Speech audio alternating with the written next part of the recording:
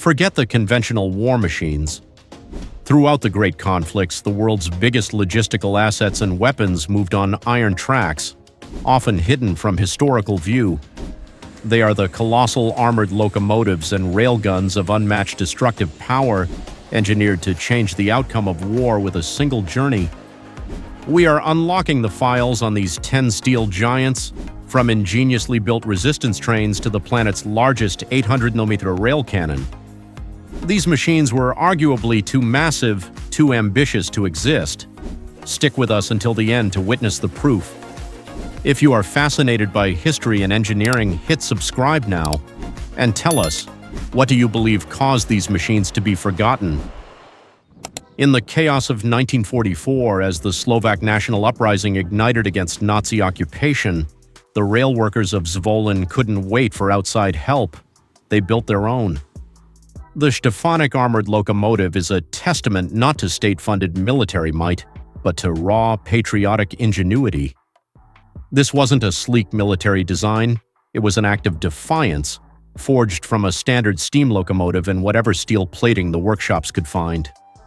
Its primary purpose was to transport troops and supplies, but its armored carriages were outfitted with machine guns and even salvaged anti-tank cannons.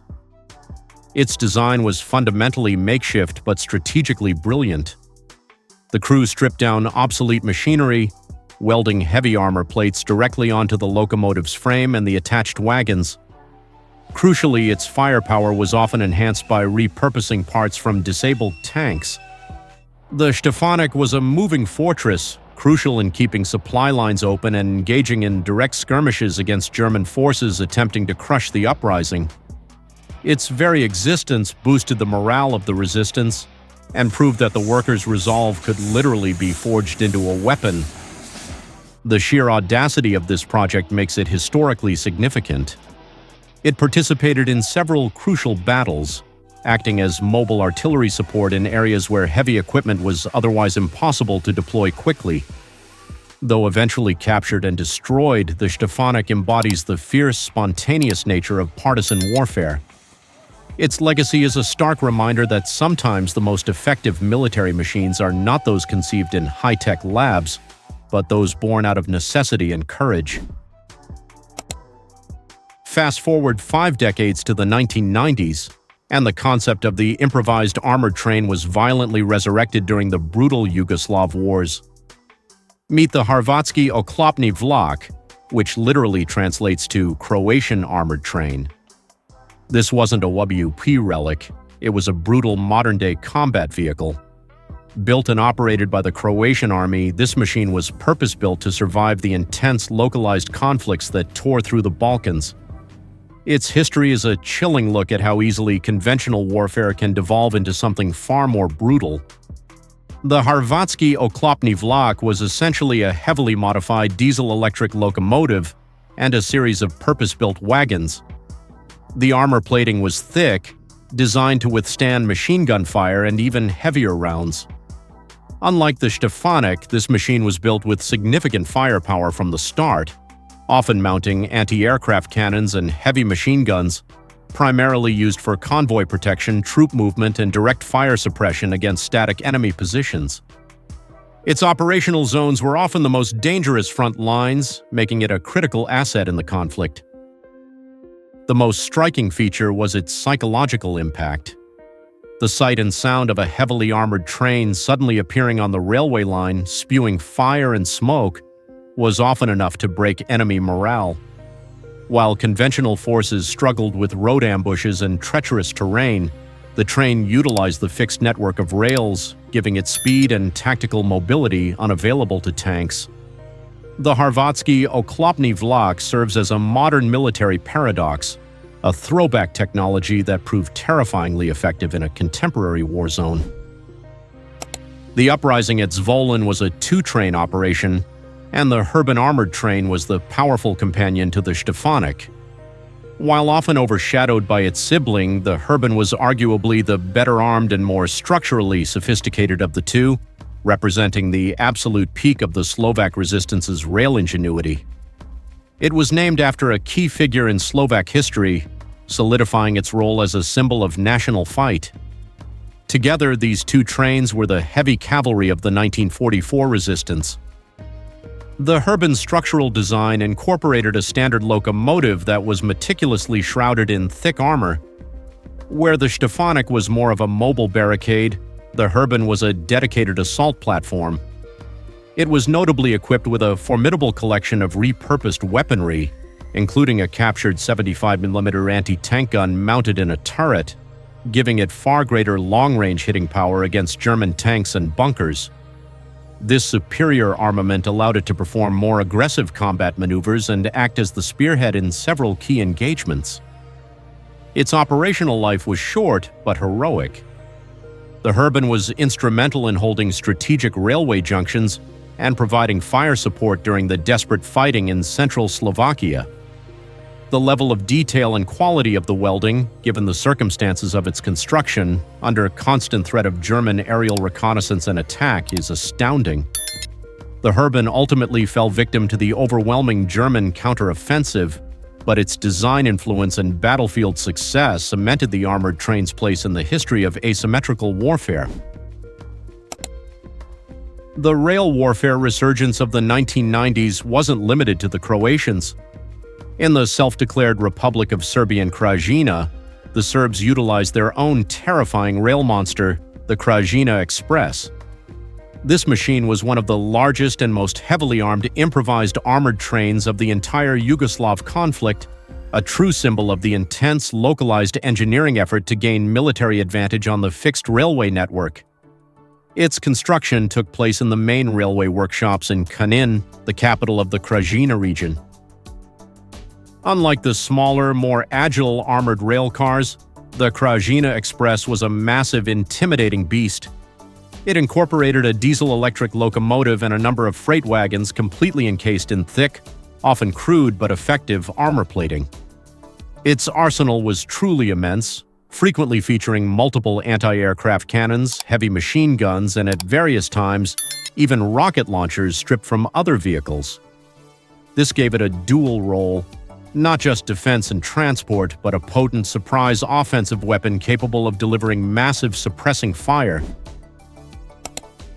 To understand the true scale of the German war machine, you must look beyond the tanks and aircraft and recognize the Class 52.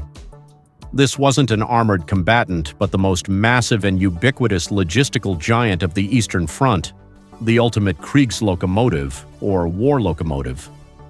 Its size is measured not in armor thickness, but in production numbers and sheer capacity to haul. Without the Class 52, the entire German operation in the East would have ground to a frozen, catastrophic halt. Designed and mass-produced by the thousands, the Class 52 was a marvel of minimalist engineering. The primary goal was rapid, cheap construction using minimal strategic materials, while retaining the power needed to operate in the brutal sub-zero conditions of the Soviet Union. Every non-essential feature was stripped away, resulting in a robust, standardized design that could be manufactured across multiple occupied territories simultaneously. Its streamlined production made it one of the most numerically successful steam locomotives of all time. The Class 52's true size is logistical. It was the absolute workhorse, hauling the vast majority of troops, ammunition, supplies, and fuel needed to keep the enormous, sprawling Eastern Front operation running. Its standardized parts and reliable design meant it could be quickly repaired even in the field. After the war, thousands of these locomotives continued to serve civilian railways across Europe for decades, a testament to their rugged, essential design. The Class 52 proves that the biggest military impact is often achieved not by the heaviest gun, but by the most reliable means of transport. Not all rail weapons were colossal trains. Some were fast, specialized armored rail cars. The Panzertriebwagen 16, or Armored Motor Car 16, was one of the most advanced rail combat vehicles developed by Germany during World War II. It represents a different philosophy of rail warfare, not brute force and logistics, but speed, internal security, and rapid response. This motorized vehicle was sleek, heavily armored, and designed to move where a full armored train could not. The Panzertriebwagen 16 was a self-propelled, diesel-powered vehicle allowing it to operate independently of a separate locomotive. This gave it a significant advantage in response time and mission versatility. Its armament was typically housed in turrets mounted on top of the car, often including light cannons or heavy machine guns. The Panzertriebwagen 16 highlights the transition from massive, complex train sets to more agile, specialized fighting units. From the Soviet Union comes the MBV-2, a machine that combines the best features of an armored train and a rail car into a singular, formidable fighting unit. The MBV-2, which stands for Motorized Armored Wagon, was essentially a self-propelled armored carriage designed for frontline operations and tactical support. It was a heavyweight in its own right, demonstrating the Soviet commitment to utilizing the vast rail network as a primary platform for heavy combat support. What made the MBV-2 a giant was its incredible firepower packed into a single car. This wasn't just a transport, it was a land battleship on rails. Its most iconic configuration featured not one but three complete T-28 tank turrets mounted on its roof. Each turret was equipped with a 76.2 mm cannon, giving the car the offensive punch of three medium tanks simultaneously, a truly massive concentration of firepower for a single rail vehicle. The car also carried multiple machine guns for anti-infantry defense. The MBV-2 was heavily used during the early stages of World War II, particularly in the defense of strategic points and the clearing of railways from enemy incursions.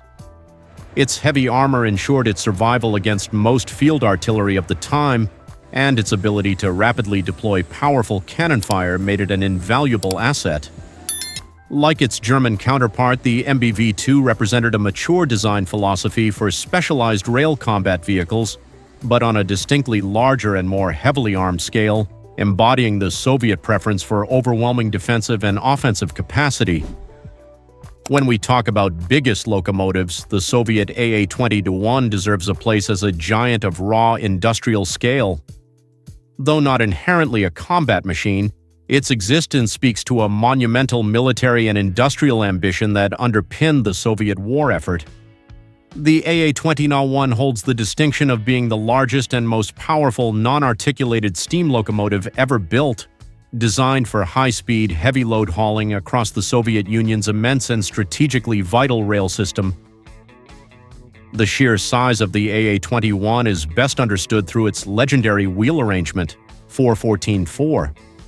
No other non-articulated locomotive has ever been built with a 14-coupled driving wheel system. Its purpose was to haul exceptionally heavy freight and passenger trains at high speeds, dramatically reducing transit times for vital resources. This experimental giant was a declaration of the Soviet desire to build the fastest, strongest locomotives in the world, essential for a nation that relied so heavily on rail logistics for national defense and development. Unfortunately, its size was also its ultimate flaw. While technologically magnificent, the immense rigidity of its 14 coupled wheels caused severe damage to the existing, often poor quality, Soviet rail infrastructure. Despite its failure to enter mass production, the single prototype that was built remains a stunning testament to the Soviet industrial scale. The AA-21 is a true industrial titan, a behemoth that exceeded the capacity of the infrastructure it was meant to serve, and a compelling entry in the list of the largest rail machines. Transitioning from armored trains to pure concentrated artillery, we arrive at the Krupp K5, often known by its gun names, Leopold and Robert. This was Germany's premier heavy railgun of World War II, a stunning combination of engineering elegance and destructive power. It was the largest rail cannon put into widespread active service, capable of hurling a 283-meter shell dozens of miles with terrifying accuracy. The K5 was the definition of rail-based strategic heavy artillery. The K5 gun and its carriage weighed a colossal 120 tons, a weight that required the stable and massive platform of the railway system. Unlike earlier, more static heavy artillery, the K5 was designed for operational mobility. It could be rapidly moved to different sectors of the front line, providing long-range bombardment against targets that conventional artillery could never reach, such as fortified coastal positions or strategic bridges deep behind enemy lines. This mobility made it a constant threat. Its most famous action was the bombardment of the Allied beachhead at Anzio, Italy, where the Leopold and Robert, the two guns involved, rained down huge shells on the American and British forces, earning them a fearsome reputation. The complexity of its operation, requiring specialized rail lines, vast crews, and dedicated locomotives for transport, only underscores its scale. The Krupp K5 was a masterful piece of engineering that proved the strategic value of massive rail-mobile artillery in the age of modern warfare. And now the undisputed heavyweight champion, the machine that redefines the very word biggest. This is the Schwerer Gustav, or its sister gun, Dora, the largest caliber rifled weapon ever used in combat, and the largest mobile railgun in history. When we talk about military giants on rails, every other machine is merely a prelude to the overwhelming catastrophic scale of the Schwerer Gustav. Its statistics defy belief. The gun fired an 800mm shell, a projectile that weighed 7 tons. The entire railgun assembly weighed a mind-boggling 1 to 350 tons and required 2 parallel sets of railway tracks for stability. Its operational requirements were astronomical, needing a dedicated crew of around 2,500 men for assembly, maintenance, and firing.